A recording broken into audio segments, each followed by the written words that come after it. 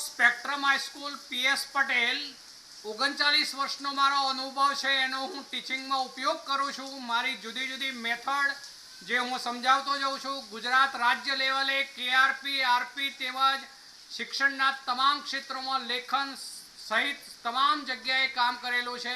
એવા મારા બહોળા અનુભવનો હું ઉપયોગ મારા ટીચિંગ દરમિયાન કરું છું. મારો લાભ અવશ્ય લેજો એવું ખાસ જણાવું છું. મોર્નિંગ ઓલ ફ્રેન્ડ્સ, હવે આજે આપણે ઊંચી ઓક્સિડેશન અવસ્થાઓની સ્થાયીતાના વલણો ઉપર જોઈએ છીએ. ઊંચી ઓક્સિડેશન અવસ્થાઓ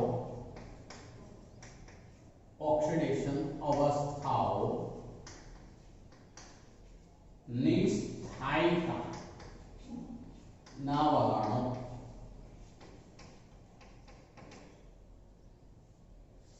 ચલો, સંક્રાંતિ ધાતુઓ જે છે એ જ્યારે હેલોજન સાથે જોડાશે ત્યારે વિવિધ હેલાઇડ સંયોજનો બનાવે છે. એ હેલાઇડ સંયોજનો કેવી ટાઈપના હોય એની વાત ઉપર પહેલા આવીએ છીએ.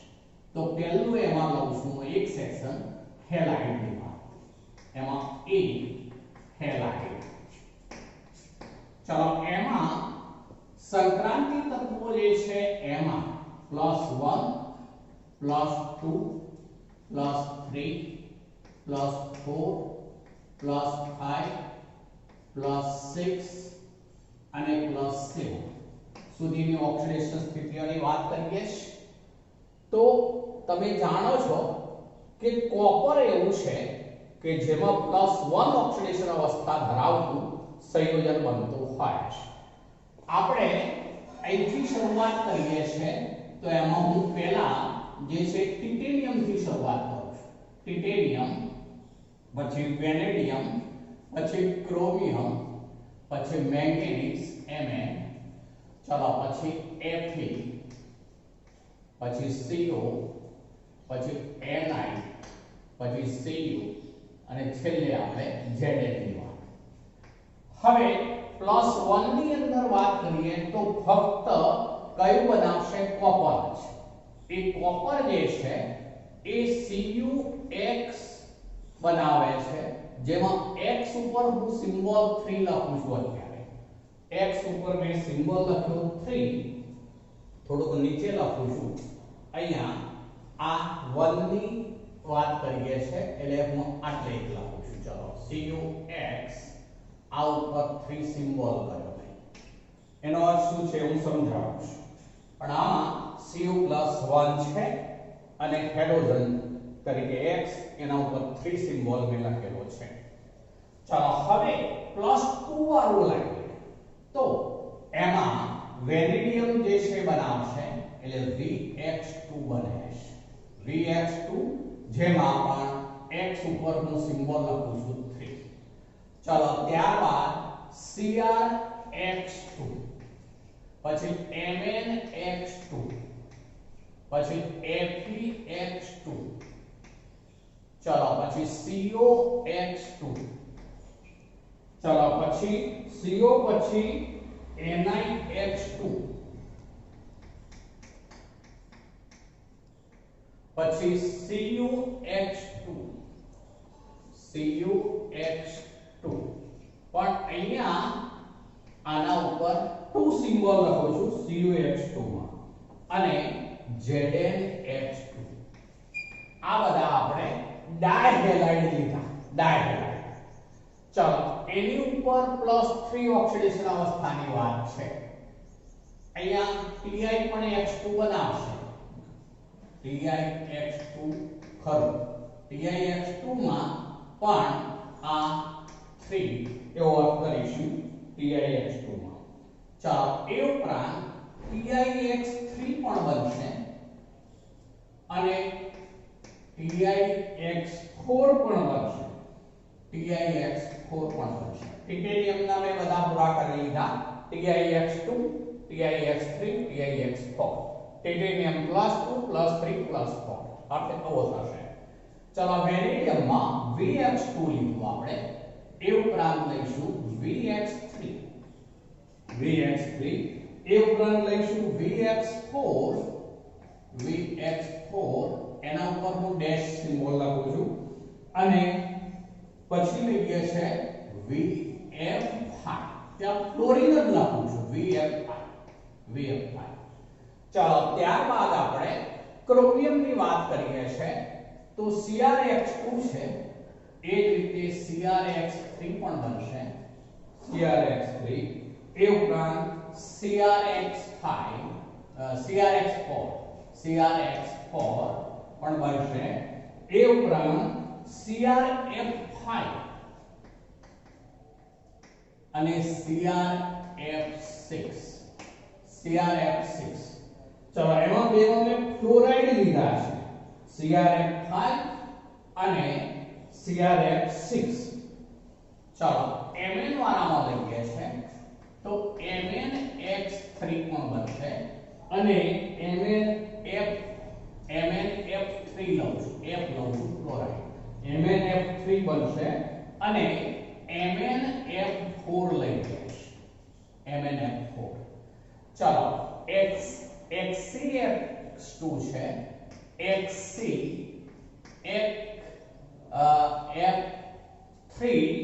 ચલો એની સાથે જે છે એ ડેશ સિમ્બોલ લાગુ પાડીશું ડેશ પછી COF3 ચલો તો આટલા વિવિધ હેલાઇડ સંયોજનો જે છે એ આ સંક્રાંતિ ધાતુઓ બનાવે છે હવે એમાં અમુક જગ્યાએ આપણે હેલોજનના ઉપર 3 સિમ્બોલ લખ્યો છે અમુકમાં 2 લખ્યો છે અમુકમાં 1 લખ્યું છે આ ડેશ અને અમુકમાં ખાલી x લખ્યું છે હવે એનો મીનિંગ શું છે એ સમજીએ તો જ્યાં x લખ્યું છે એ x નો અર્થ થશે તમામ હેલોજન એટલે F થી આયોડિન સુધીના બધા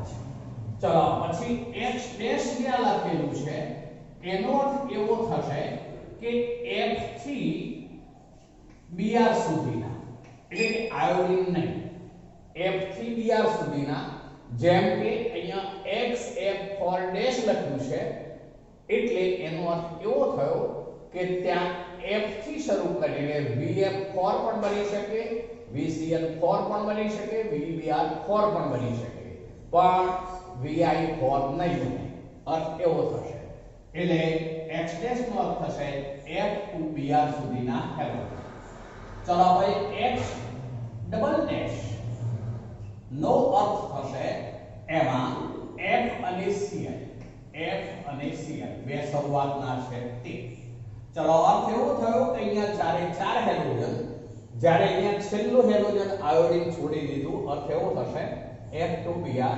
અહીંયા છેલ્લા બે છોડી દીધા એટલે શરૂઆતના બે લીધા F અને Cl જ્યારે X3 ડેશ હોય તો એનો મીનિંગ થશે F સિવાયના એટલે કે Cl to I એટલે Cl Br અને I 3 નો અર્થ એવો થશે બરોબર સિમ્બોલ સમજીશું જ્યાં x લખ્યું છે આ કોઠાની અંદર ત્યાં x નો અર્થ થશે F to I એટલે કે FCl Bri બધા જ હેલોજન એ હેલાઇડ બનાવે છે એવો અર્થ થશે x ડેશ જ્યાં લખ્યું છે અહીંયા છે જુઓ x ડેશ VX4 ડેશ અને અહીંયા પણ x ડેશ છે VX3 ડેશ તો અહીંયા આ x છે એ x તરીકે F2Br છે એટલે કે FCl અને Br પણ ત્યાં આયોડાઇડ ન હોય અહીંયા પણ આયોડાઇડ ન હોય અર્થ એવો થશે એટલે અહીંયા કહીએ તો આપણે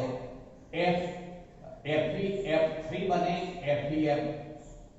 FeBr3 પણ બને FeCl3 પણ બને અર્થ એવો થશે બરોબર ચલો હવે x ડબલ ડેશ એટલે F અને Cl જ ચલો આવું ડબલ ડેશ વાળું આ રહ્યું એટલે અર્થ એવો થશે કે CuF2 બને CuCl2 બને અર્થ એવો થશે બરોબર અને x ટ્રિપલ ડેશ નો અર્થ થશે Cu2I એટલે કે ત્યાં ફ્લોરાઇડ નથી બનતો એટલે અર્થ એવો થશે કે આ Cu જે છે x એ CuCl હોઈ શકે અર્થ એવો થશે CuBr હોઈ શકે, CuI હોઈ શકે, જે Cu2I2 સ્વરૂપે હોય છે એવું આપણે આગળ ઉપર જોઈશું. અને એ જ રીતે આમાં TiCl2 હોય, TiBr2 હોય, TiI2 હોય એવો અર્થ થશે. ચલો તો આ રીતે ફરીથી બોલું છું, હવે ધ્યાન રાખજો. +1 ઓક્સિડેશન અવસ્થા વાળું ફક્ત એક જ CuX3 એક જ બનશે. +2 ઓક્સિડેશન અવસ્થા ધરાવતા TiX2 3 VX2 અથવા VX2 3 લઈશું તો ચાલશે. ત્યાં CrX2 MnX2 FeX2 COX2 NiX2 COX2 double dash છે અને ZnX2 છે. એટલે કે +2 વાળા હેલાઇડ બધા જ સંક્રાંતિ ધાતુઓ બનાવે છે એવું થશે, સિવાય કે સ્કેન્ડિયમ નહીં બનાવે, ધ્યાન રાખીશું. એટલે આપણે સ્કેન્ડિયમ ને આમાં છોડી દીધેલું છે. ચલો +3 વાળા જે છે એમાં TiX3 VX3 CrX3 MnF3 લીધું અહીંયા. એટલે કે આ માત્ર ફ્લોરાઇડ બનાવી શકે છે, બાકીના નહીં. અર્થ એવો છે FeX3 ડેશ અને COF3. ચલો +4 વાળામાં TiX4 VX4 dash CrX4 MnF4. ચલો ત્યારબાદ V+5 વાળું જે છે એમાં +5 વાળામાં VF5 ફ્લોરાઇડ જ બનાવે, CrF5 એ પણ ફ્લોરાઇડ જ બનાવે, અને +6 વાળામાં ફક્ત CrF6 બને છે. આનો અર્થ એવો થયો કે +7 ઓક્સિડેશન અવસ્થા ધરાવતું કોઈ હેલાઇડ બનતું નથી. +7 ઓક્સિડેશન અવસ્થા ધરાવતું કોઈ હેલાઇડ બનતું નથી. આનો અર્થ એવો થયો. ચલો હવે આમાં દરેકમાં એવું કહી શકીશું આપણે કે સમૂહ જે છે એનો આ વેનેડિયમ તો એ VF5 એની મહત્તમ ઓક્સિડેશન સ્થિતિ કહેવાશે, વેનેડિયમ +5 વાળું બનશે. Cr માં +6 વાળું જે છે મહત્તમ ઓક્સિડેશન સ્થિતિ વાળો ફ્લોરાઇડ બની શકશે, પણ Mn નો એવો ફ્લોરાઇડ બનતો નથી. ધ્યાન રાખીશું, Mn નો એવો ફ્લોરાઇડ બનતો નથી, પણ Mn જે છે એ આવું સંયોજન બનાવી શકે છે, MnO3F. MnO3F.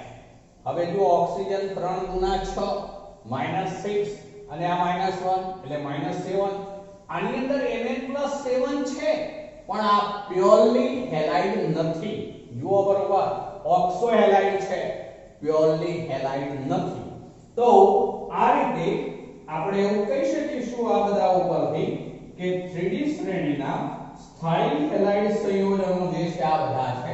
સ્થાયી હેલાઇડ સંયોજનો એ આ કોઠામાં દર્શાવ્યા. એમાં TiX4 જે ટેટ્રાહેલાઇડ સંયોજન છે, VF5 એ ઉપરાંત CrF6 માં સૌથી ઊંચા ઓક્સિડેશન આંક પ્રાપ્ત થાય છે. આમાં Ti નો મહત્તમ ઓક્સિડેશન આંક જે +4 છે તે પ્રાપ્ત થયો. VF5 માં વેનેડિયમનો મહત્તમ ઓક્સિડેશન આંક જે +5 છે એ પ્રાપ્ત થયો. CrF6 માં Cr નો જે મહત્તમ ઓક્સિડેશન આંક છે Cr+6 એ પ્રાપ્ત થયો કહેવાશે. પણ Mn માં એક કે +7 મહત્તમ ઓક્સિડેશન અવસ્થા ધરાવતો હેલાઇડ બનતો નથી. બરોબર યાદ રાખીશું. પણ MnO3F જે જલ વિભાજન પામતા બનતું સંયોજન છે, આની અંદર જે છે એ ઓક્સિજન 3 ગુણા 6 અને ક્લોરીન -1 એટલે કે આ -7 એટલે Mn+7 થશે. તો આમાં Mn ની ઓક્સિડેશન અવસ્થા +7 છે, પણ એનું પ્યોરલી હેલાઇડ સંયોજન તો બનતું નથી. સાદા હેલાઇડ સંયોજનોમાં, આ સાદો હેલાઇડ નહીં કહેવાય, ધ્યાન રાખીશું. સાદા હેલાઇડ સંયોજનોમાં Mn ઓક્સિડેશન અવસ્થા +7 દર્શાવતું નથી, પરંતુ MnO3F જાણીતું છે. ચલો Mn પછીની ધાતુઓ છે, Mn પછીની ધાતુઓ તો એમાં ટ્રાહેલાઇડ સંયોજનો ધરાવતા નથી. Mn પછીની જે ધાતુઓ છે એમાં ટ્રાયહેલાઇડ સંયોજનો ધરાવતા નથી પણ અપવાદરૂપ છે XCX Fe FeX3 અને બીજું છે COF3 એ બેની બાબત અલગ છે અપવાદરૂપ ગણીશું Mn પછીની ધાતુઓ ટ્રાયહેલાઇડ સંયોજનો ધરાવતા નથી સિવાય કે FeX3 COF3 સૌથી ઊંચી ઓક્સિડેશન અવસ્થાના સ્થાયિત્વ માટે ફ્લોરિનની ક્ષમતાનું કારણ COF6 ના કિસ્સાની જેમ ઊંચી લેટિસ ઊર્જા અથવા તો ઊંચી બંધન એન્થાલ્પી છે ચલો અહીંયા VF5 બની શકે CrF6 બની શકે જે વેનેડિયમની મહત્તમ ઓક્સિડેશન અવસ્થા +5 આમાં ક્રોમિયમની મહત્તમ ઓક્સિડેશન અવસ્થા +6 તો એવી મહત્તમ ઓક્સિડેશન અવસ્થાઓ એ ફ્લોરાઇડ સંયોજનોમાં જ શક્ય છે જુઓ ફ્લોરાઇડમાં જ મહત્તમ ઓક્સિડેશન અવસ્થાઓ શક્ય છે તો એનું કારણ એમની ઊંચી બંધન એન્થાલ્પી જે છે એ ઉચ્ચતર બંધન એન્થાલ્પી એને માટે જવાબદાર છે એવું કહેવાશે અથવા ઊંચી લેટિસ ઊર્જા એને માટે જવાબદાર છે ફરીથી એક વાત બોલું છું ધ્યાન રાખજો વેનેડિયમમાં V+5 ફ્લોરાઇડ સંયોજનમાં બન્યું છે એ જ રીતે ક્રોમિયમમાં જે છે Cr+6 જે મહત્તમ ઓક્સિડેશન અવસ્થા છે એના ફ્લોરાઇડમાં જ બને છે કારણ એ છે કે તેમના ફ્લોરાઇડ સાથેના સંયોજનો જે છે તેમની જલીયકરણ એન્થાલ્પી જે છે લેટિસ એમની જે એન્થાલ્પી ઉચ્ચતર બંધન એન્થાલ્પી અને લેટિસ ઊર્જા પણ ઊંચી છે એના કારણે જ તેઓ મહત્તમ ધન ઓક્સિડેશન અવસ્થાઓ ધરાવતા સ્થાયી સંયોજનો બનાવી શકે છે વેનેડિયમમાં +5 માત્ર VF5 દ્વારા જ બને એમાં બ્રોમાઇડ કે ક્લોરાઇડ કે અન્ય હેલાઇડ સંયોજનો બની શકશે નહીં અન્ય હેલાઇડ સંયોજનો જે છે એ વેનેડિયમમાં વાત કરીએ તો એમાં VO2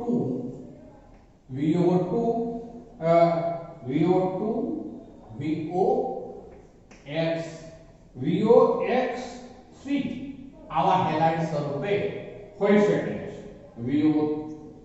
VO3 VOX3 એટલે અહીંયા શું થયું વેનેડિયમ +5 જો ઓક્સિજન -2 હેલોજન -1 એવા 3 એટલે 3 ને 2 5 એટલે -5 તો વેનેડિયમ +5 છે એવો અર્થ થશે તેના કયા સંયોજનોમાં તો જલીય સંયોજનોમાં જે અન્ય હેલાઇડ છે એટલે કે VF5 સિવાયના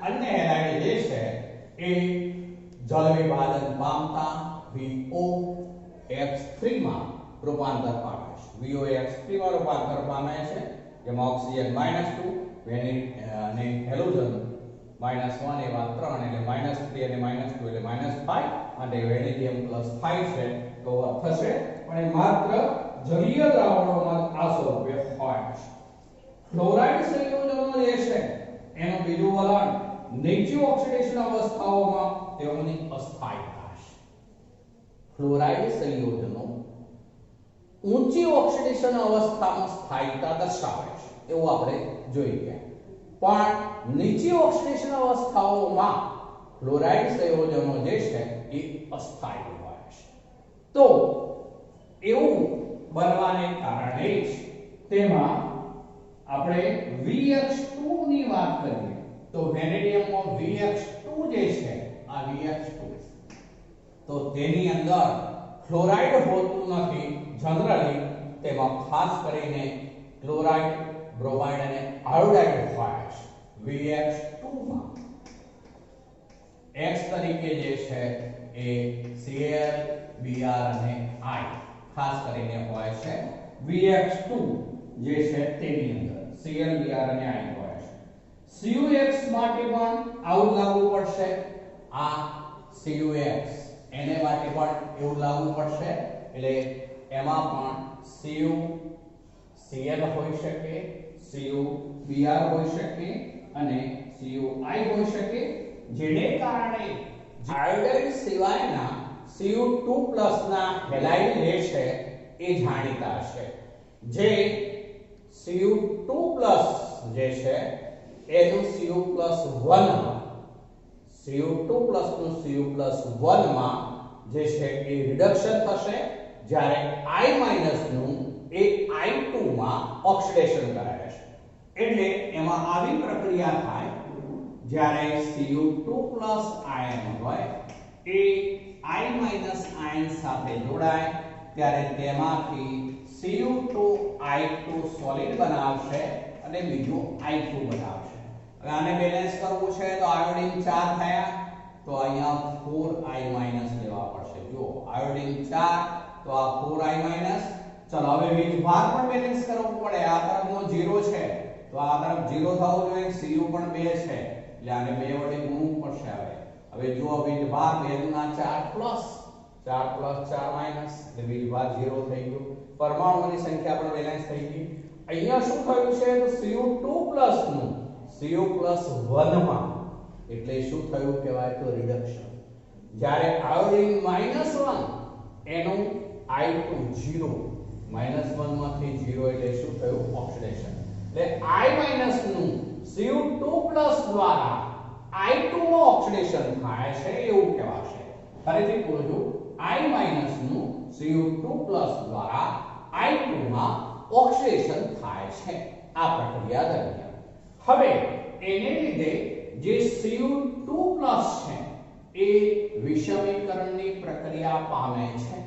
Cu2+ છે એ વિષમીકરણની પ્રક્રિયા પામે છે. ચલો એમાં Cu+ ની વાત કરીશું. Cu+ છે એ વિષમીકરણની પ્રક્રિયા પામી શકે છે. એટલે એમાંથી Cu2+ પણ બને છે અને Cu પણ બને છે. તો આપણે આવા બે લેવા પડશે. આ પ્રક્રિયામાં શું થયું છે જુઓ. પહેલા ચાર્જની દ્રષ્ટિએ પહેલા વાત કરું છું તો Cu ટોટલ 2+, ચાર્જ બેલેન્સ છે. આના પર તો 0. Cu ની પરમાણુની સંખ્યા 2, Cu પણ 2 છે. અહીંયા Cu+1 એક ગણીએ આનો તો એમાંનો એક Cu+1 નું Cu2+ માં ઓક્સિડેશન થયું કહેવાશે, જ્યારે બીજા Cu+1 નું Cu0 માં રિડક્શન થયું કહેવાશે. માટે આ પ્રક્રિયા એ વિષમીકરણની પ્રક્રિયા છે. વિષમીકરણનો અર્થ એવો કરીશું જ્યારે એક જ તત્વનું એક સાથે ઓક્સિડેશન અને રિડક્શન બંને થતા હોય તો તેવી પ્રક્રિયાને વિષમીકરણ પ્રક્રિયા કહે છે. ફરીથી બોલું છું, જ્યારે એક સાથે એક જ તત્વનું ઓક્સિડેશન અને રિડક્શન બંને સાથે થતા હોય તો તેવી પ્રક્રિયા વિષમીકરણની પ્રક્રિયા કહેવાય. વિષમીકરણ જુદું જુદું. અહીંયા એક Cu+ આયનનું Cu2+ માં ઓક્સિડેશન થાય છે, જ્યારે બીજા Cu+ આયનનું Cu માં રિડક્શન થયું કહેવાશે. માટે આ એક વિષમીકરણની પ્રક્રિયા છે. તેમ છતાં જલીય દ્રાવણમાં ઘણા કોપર 1 સંયોજનો અસ્થાયી હોય છે અને વિષમીકરણ અનુભવે છે એવું આપણે કહી શકીશું. હવે જલીય દ્રાવણમાં Cu+1 કરતા Cu2+ વધુ સ્થાયી છે. હવે સવાલ એ થાય કે Cu+1 ની ઇલેક્ટ્રોન રચના જો આપણે લઈએ, હું ફક્ત ઇલેક્ટ્રોન રચનાની પહેલા વાત કરું છું, તો Cu+1 માટે તો શું રચના હોય તો Ar પછી 3d10 Cu+1 માટે. જ્યારે Cu2+ માટે શું રચના થવાની તો Ar 3d9 બનવાનું. યાદ કરો, ઇલેક્ટ્રોન રચનાની દ્રષ્ટિએ વાત કરીએ તો આ બધું સ્થાયી ગણાય D10 એટલે. પરંતુ જલીય દ્રાવણો જ્યારે બને ત્યારે હાઇડ્રેશન એન્થાલ્પી પણ અગત્યનો ભાગ ભજવે છે.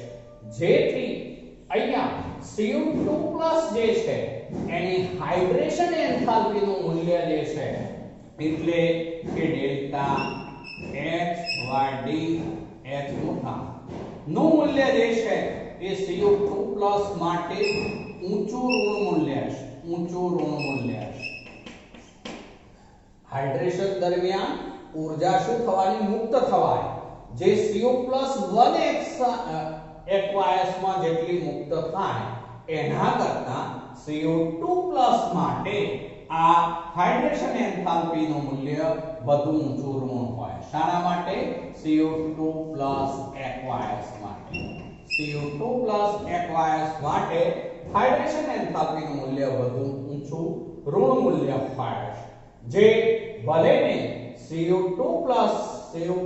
માંથી બને ત્યારે જે દ્વિતીય આયનીકરણ એન્થાલ્પી હોય એમાં જે વધારો થાય એની કરતા પણ આ વધુ ઊંચું ઋણ મૂલ્ય હોવાને કારણે Cu2+ જે છે એ જલીય દ્રાવણમાં વધુ સ્થાયી હોય છે ફરીથી એકવાર બોલું છું જલીય દ્રાવણમાં Cu+1 ની સાપેક્ષમાં Cu2+ વધુ સ્થાયી હોય છે જેથી જલીય દ્રાવણોમાં આવી વિષમીકરણ પ્રક્રિયા થશે Cu+1 નું Cu2+ માં ઓક્સિડેશન થશે જ્યારે અન્ય Cu+1 આયનનું Cu માં રિડક્શન થઈ જશે અહીંયા ઇલેક્ટ્રોન રચના એકલી વાત કરીએ તો Cu+1 માં Ar3d10 રચના હોય Cu2+ માં Ar3d9 રચના હોય ઇલેક્ટ્રોન રચનાની દ્રષ્ટિએ આ વધુ સમમિતિવાળી વધુ સ્થાયી ગણાય પરંતુ તેમ છતાં અહીંયા જલીય દ્રાવણો બનતા હોવાને કારણે જલીય દ્રાવણો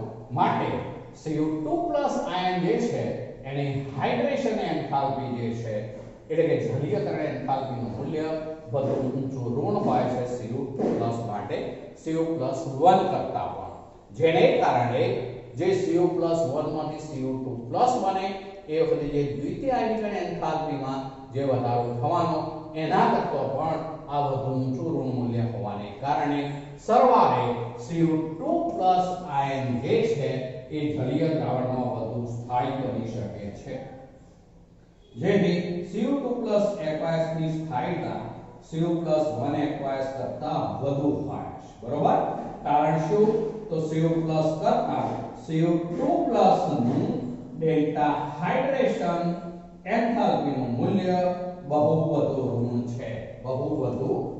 છે ઊંચું ઋણ છે જે Cu ની દ્વિતીય આયનીકરણની એન્થાલ્પીની ક્ષતિપૂર્તિ કરતા પણ વધુ હોય છે ચાલો હવે આવીએ છે આપણે એના ઓક્સાઇડ સંયોજનોની ચર્ચા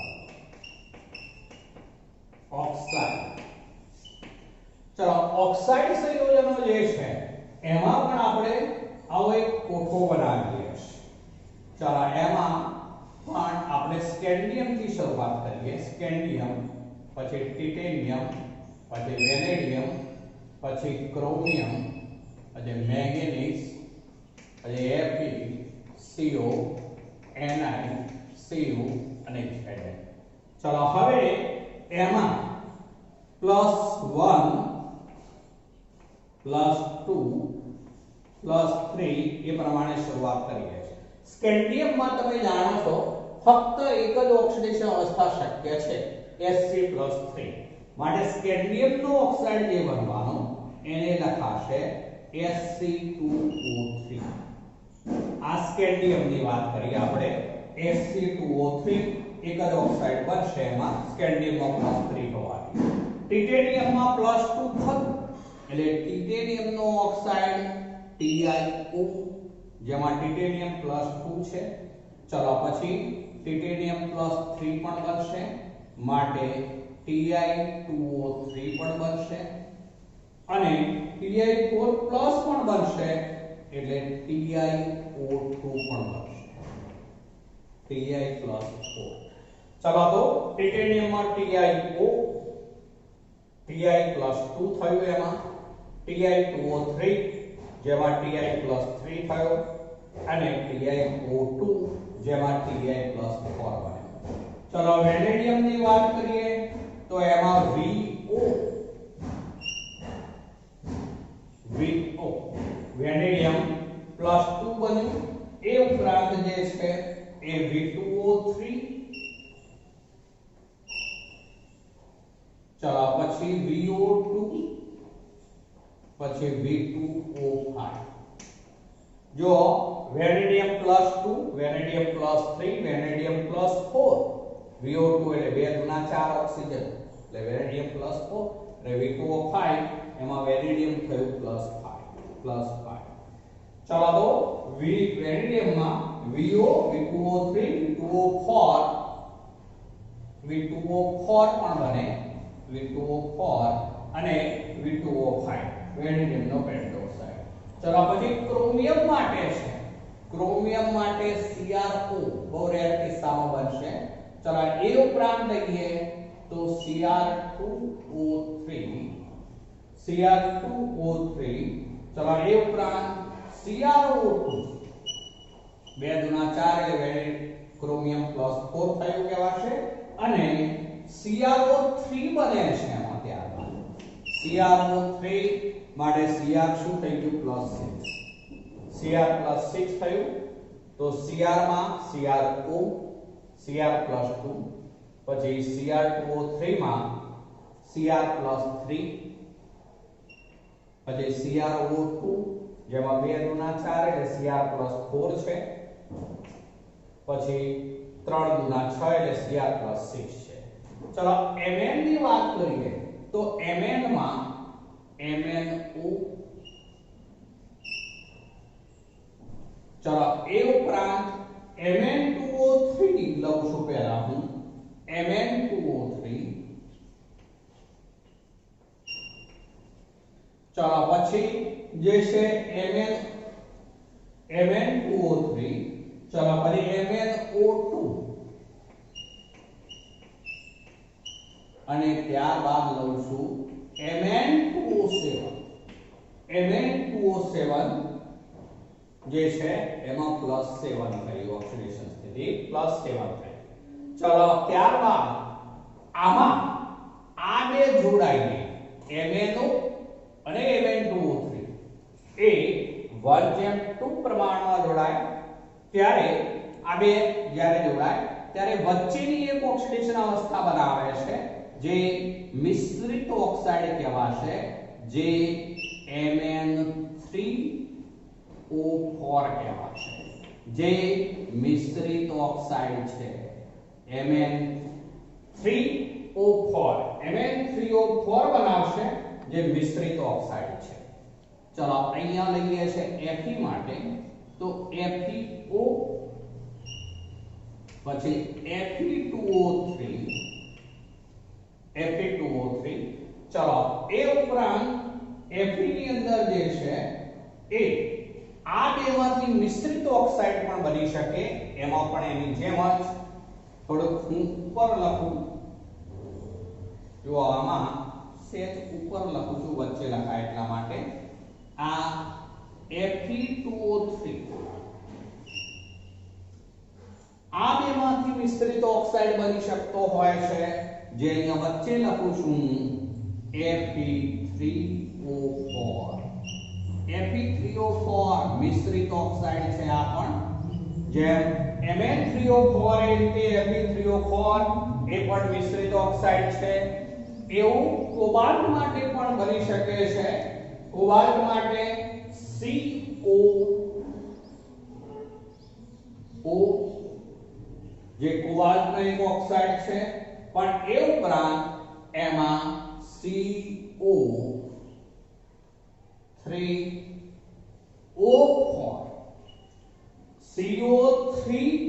પછી O4 આવો એક મિશ્રિત ઓક્સાઇડ છે. આ ત્રણ મિશ્રિત ઓક્સાઇડ છે વિશિષ્ટ એ ધ્યાન રાખીશું. Ni માટે NiO બને છે NiO ચલો Cu માટે જે છે એ બે ઓક્સાઇડ જાણીતા છે Cu2O અને બીજું છે Cu માટે બંને જ્યારે ઝિંક માટે ZnO એક જ ઓક્સાઇડ છે ZnO. હવે જો આ ઓક્સાઇડ સંયોજનો આપણે લીધા છે ઓક્સિજન સંયોજાવાથી બનતા સંયોજનો એ બધા ઓક્સાઇડ કહેવાશે. તો આમાં +1 +2 +3 એ રીતે આપણે ઓક્સિડેશન સ્થિતિઓ બતાવી દીધી બધા તત્વો માટે. સ્કેન્ડિયમ ફક્ત એક જ ઓક્સાઇડ બનાવે Sp2O3 જેમાં સ્કેન્ડિયમ +3 છે.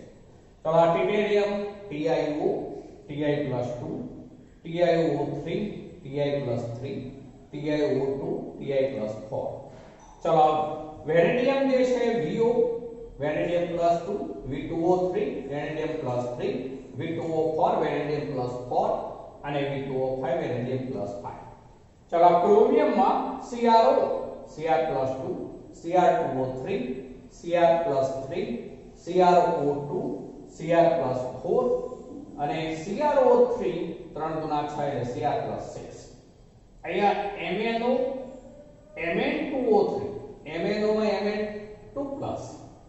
Mn2+ છે જ્યારે Mn2O3 Mn3+ છે ચલો પછી MnO2 Mn4+ છે અને Mn2O7 Mn7+ છે ચલો FeO Fe2+ Fe2O3 Fe3+ COO CO2+ આમાં 2+ છે ધ્યાન રાખજો અને આ મિશ્રિત ઓક્સાઇડ છે આ ત્રણેય મિશ્રિત ઓક્સાઇડ બને જેમાં આ બંનેનું મિશ્રણ હોય છે Mn2 ની જગ્યાએ Mn3 થશે O4 ચલો આ બેને સરવાળો કરો એટલે Fe3O4 બની જાય ચલો આ COO સાથે CO2 O3 હોય એ પણ મિક્સ કરીએ એટલે CO3O4 બની જાય તો આ પણ મિશ્રિત ઓક્સાઇડ છે જેમાં આ ત્રણેયમાં અપૂર્ણ ઓક્સિડેશનાંક બનશે અપૂર્ણ ઓક્સિડેશનાંક બને એ ત્રણેયની અંદર એટલે મિશ્રિત ઓક્સાઇડ છે વિશિષ્ટ છે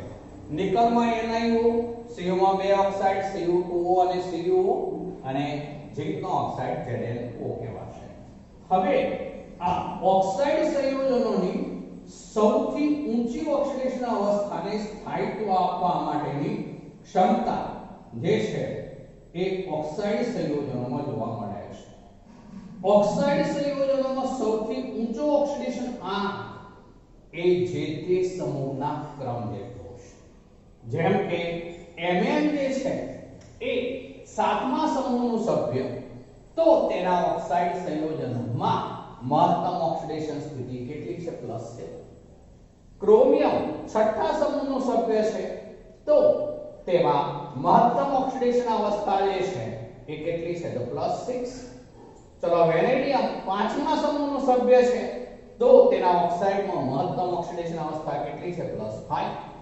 ટિટેનિયમ તો એ જે છે એ ચોથા સમૂહનું સભ્ય છે તો એમાં Ti ની મહત્તમ ઓક્સિડેશન અવસ્થા +4 અને સ્કેન્ડિયમ એ જે છે એ ત્રીજા સમૂહનું સભ્ય છે તો એની મહત્તમ ઓક્સિડેશન અવસ્થા +3 તો ફરીથી બોલું છું સ્કેન્ડિયમ થી શરૂ કરીને Mn સુધીના તત્વો સ્કેન્ડિયમ થી શરૂ કરીને Mn સુધીના તત્વોમાં જે ઓક્સાઇડ સંયોજનો જે છે એમની મહત્તમ ઓક્સિડેશન અવસ્થા જે તે તત્વના સમૂહના ક્રમ જેટલી જ હોય છે ફરીથી બોલું છું સ્કેન્ડિયમ ત્રીજો સમૂહ એની ઓક્સાઇડ સંયોજનમાં મહત્તમ ઓક્સિડેશન અવસ્થા +3 ટિટેનિયમ ચોથો સમૂહ તેના ઓક્સાઇડ સંયોજનોમાં મહત્તમ ઓક્સિડેશન અવસ્થા +4 વેનેડિયમ પાંચમો સમૂહ તેમાં મહત્તમ ઓક્સિડેશન અવસ્થા જે છે વેનેડિયમમાં એ +5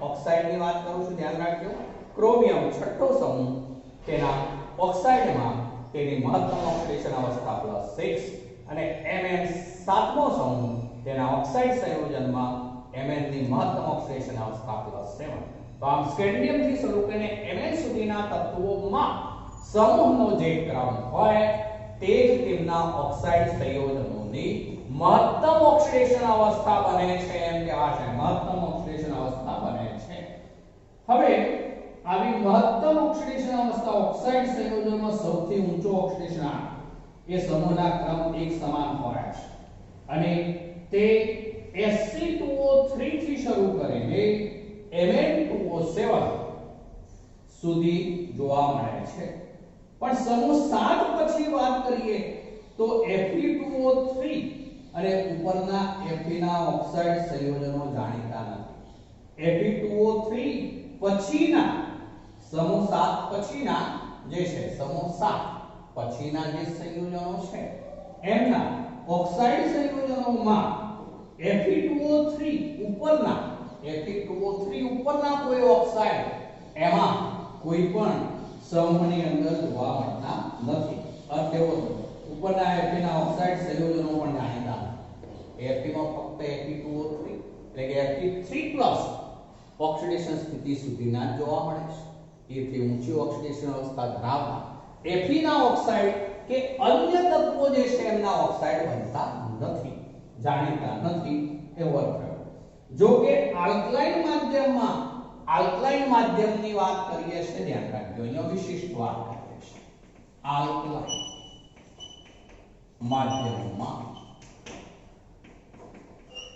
આલ્કલાઇન માધ્યમમાં FeO4 2- શક્ય છે. શામાં? આલ્કલાઇન માધ્યમમાં. આવા Fe નો ઓક્સિડેશનાંક ગણો તો 4 × 8 માંથી 2 ગયા એટલે +6 થયો. Fe નો +6 પણ એ અસ્થાયી છે. આ Fe3O4 2- જે અસ્થાયી છે, તેનું વિઘટન થાય છે. તેનું વિઘટન થતા Fe2O3 બની જાય છે અને O2 બને છે.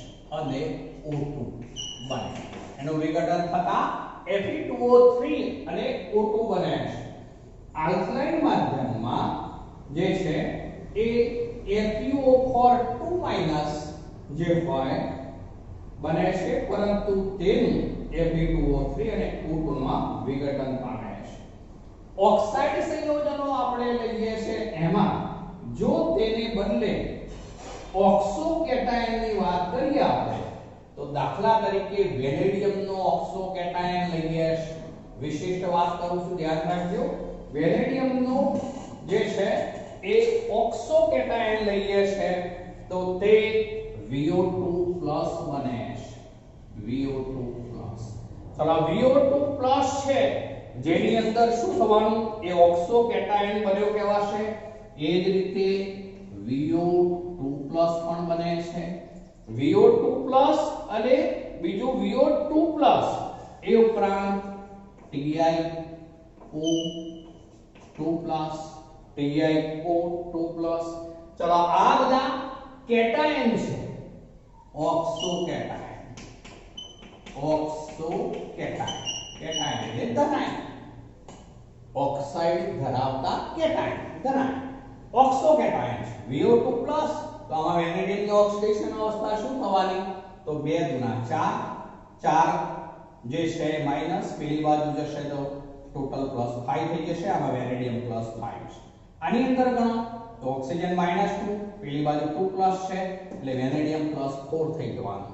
આની અંદર ગણીએ તો ઓક્સિજન -2, પેલી બાજુ 2+ હશે એટલે પેલી બાજુ જશે એટલે +4 થઈ જશે. આ બંનેમાં વેનેડિયમ આમાં +4, આમાં ટિટેનિયમ +4, જ્યારે એમાં વેનેડિયમ +5 છે. તો આ ઓક્સો કેટાયન કહેવાશે. તો આ રીતે ઓક્સો કેટાયનો જે હોય એમાં VO2+ જેમાં V+5, VO ઉપર 2+ જેમાં V+4 અને TiO2+ જેમાં પણ જે છે Ti4 છે તરીકે સ્થાયીતા આપે છે. ઓક્સિજનની આ ઊંચી ઓક્સિડેશન અવસ્થાઓ આપવાની સ્થાયીતા ફ્લોરિનની સાપેક્ષમાં વધુ છે. જેમ કે ફ્લોરિનમાં આપણે Mn ની વાત કરીએ તો વધુમાં વધુ ટેટ્રાફ્લોરાઇડ બન્યો MnF4. જ્યારે ઓક્સાઇડની વાત કરીએ તો એમાં +7 સુધીનો બન્યો. આ બેની સરખામણી કરીએ છે, ધ્યાન રાખજો.